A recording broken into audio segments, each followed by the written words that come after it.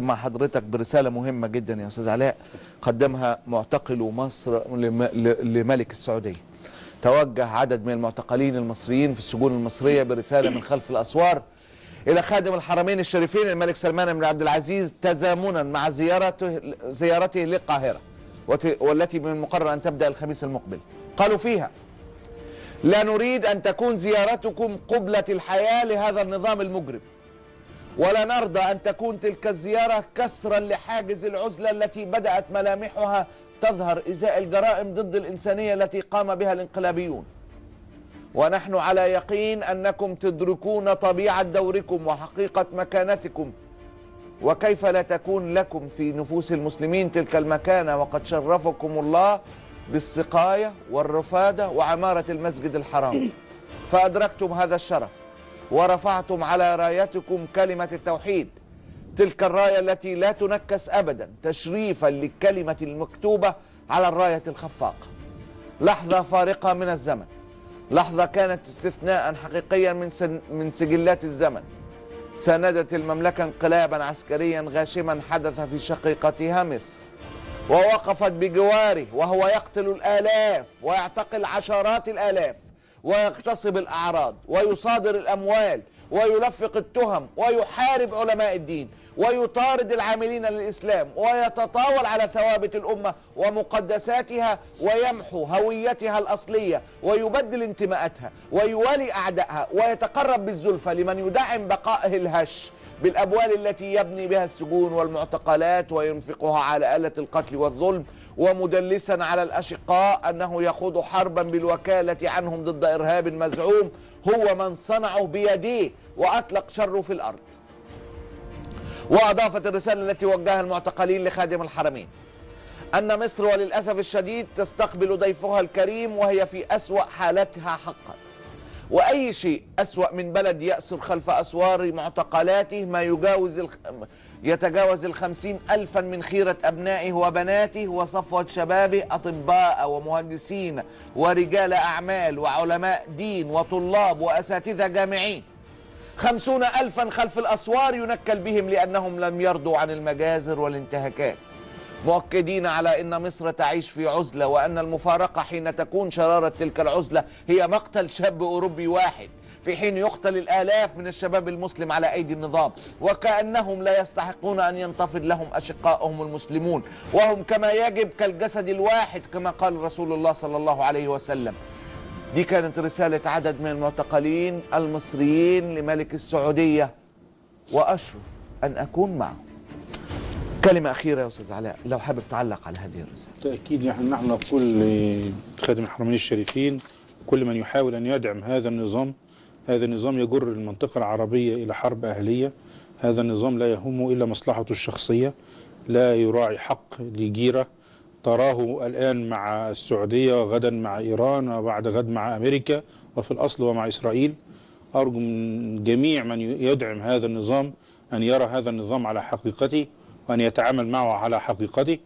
أقول أن جميع الجرائم التي ترتكب من هذا النظام جرائم لن تسقط بالتقادم، سيحاسب عليها الجميع، سيقدم من فعل هذا أمام المحاكم وأمام القضاء سينال جزاؤه.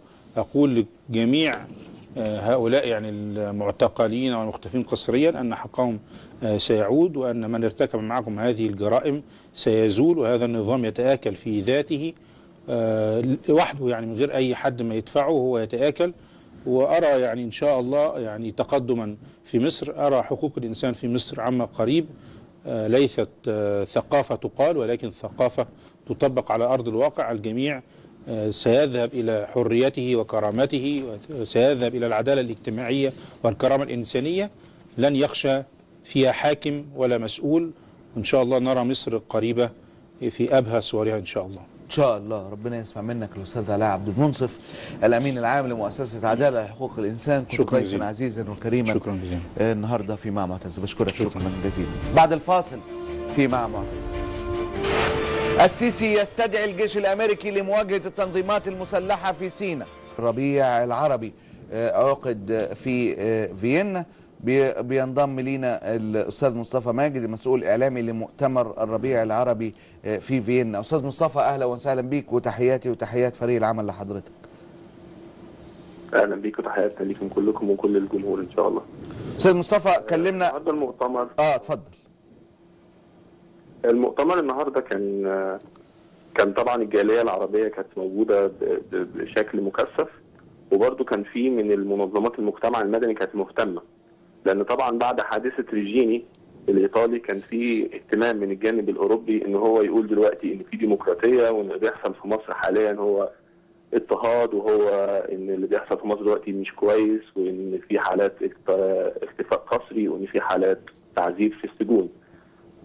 وكأن ان الشعب الاوروبي او المجتمع الاوروبي فجأة عرف الكلام ده كله بعد موت ريجيني. وبصراحة ده كان الاتجاه الاساسي مننا، ان احنا المؤتمر ان احنا عايزين نوري لهم في كام ريجيني مصري محتاج ان انتم تنقذوه. حلوة دي. وحبينا نوري لهم كمية الاضطهاد اللي موجودة في مصر، وكمية حالات اللي هي ضد الإنسانية، حتى ضد ان انت ممكن تقول ضد الحيوان، انها تمارس ضد اي كائن على وجه الارض. صحيح. فطبعا كان في الحمد لله تقبل منهم شديد، ممكن تكون ده بسبب الحالة اللي هم موجودين فيها حاليا، وكان في بعض التساؤلات من بعض الناس الشباب الاوروبي اللي حضر برضو المكان، ان هو احنا معاكم وان احنا عايزين نساعد، بس انتوا ليه مش قادرين تعملوا حاجه؟ وكأن ان هم مش عارفين ان الوضع مش بايدنا احنا بس، ان الوضع ان هو الجانب الاوروبي او الجانب الغربي هو مش عايزك تتحرك في الاتجاه الصح حاليا. انتوا وضحت لهم ده ان حكوماتهم متواطئه في هذا المشهد؟ تم التوضيح بالشكل ده، بس يعني بصراحه ما كانش الاجابات يعني واضحه بشكل رسمي ان انتوا شعوبكم كذا، بس كانت الاجابات كلها واضحه. ان مثلا عمار البلتاجي كان اكد بشكل واضح ان الشعب الاوروبي ممكن يكون متضامن معانا، لكن حكوماتكم بشكل رسمي مش متضامنه، وبقى في منهم بيتربح مننا. في من بعض الناس اللي كانت متواجده المتحدثين الرسميين قالوا ده بشكل واضح ورسمي، ان انتوا حكوماتكم مش واقفه معانا، حكوماتكم مش عايزه تقف معانا. الرأي نفضل لحد وقت كبير نفضل ساكتين. صحيح. ونقعد نحاول نكسب الجانب الاوروبي يعني.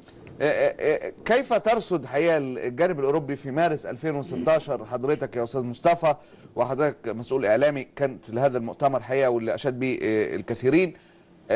مارس 2016 ومارس 2015 كيف ترى الاختلاف حقيقة في التعامل الأوروبي شعبيا وسياسيا مع الوضع في مصر؟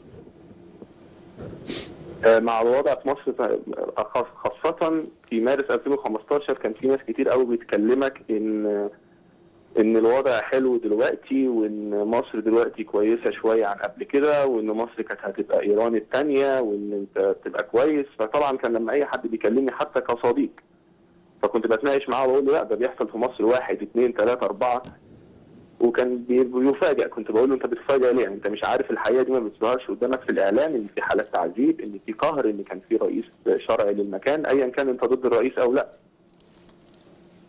ما كانش صح اللي حصل ده كله. أيوة. لكن حاليا في مارس 2016 الجانب الاوروبي دلوقتي شايف كل حاجه على حقيقته. يعني من ابسط الحاجات اللي الناس كانت يعني ان الحكومه كانت بتحاول تكسب بيها من المسلسلات اللي كانت بتيجي في رمضان، ان احنا قد ايه بقينا كويسين مع اليهود.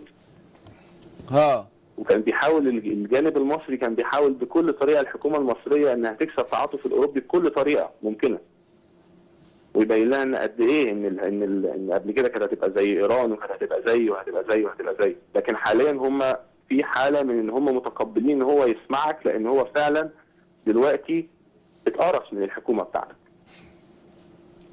لما الموضوع بيجي على حد منهم فعلا يعني زي ريجيني ما مات، فبيبداوا يعرفوا ان لا ده فعلا ده في حكومه ما بتشوفش قدامها. استاذ مصطفى ماجد مسؤول ده كان واضح في كل طريقه. الحمد لله. مصطفى ماجد المسؤول الاعلامي المؤتمر الربيع العربي من فيينا، كنت معنا من فيينا تعليقا على مؤتمر الربيع العربي اللي عقد النهارده حقيقه بحضور عديد من الشخصيات. مش عايز انسى فيهم حد، عبد الفتاح مورو حقيقه، الشيخ الجليل اللي كان ضيف في البرنامج مع معتز، زميلنا العزيز شيخ صمت الليمه، زميلنا الاعلامي استاذ دكتور حمزه زوبع. النهارده استمرارا للمهازل، خد بقى عندك يا استاذ علاء، مصدر من الداخليه قال ان تشكيل العصابه الذي تم ضبطه في السبت امبارح في منطقه النزهه منتحلين صفه ضباط برئاسه الجمهوريه، ان ليه علاقه مع التشكيل العصابي اللي تم تصفيته منذ ايام بمنطقه التجمع الاول بمنتجع النخيل. وقد ظهر ذلك خلال التحقيقات الاوليه التي اجريت معهم عقب ضبطهم بحوزتهم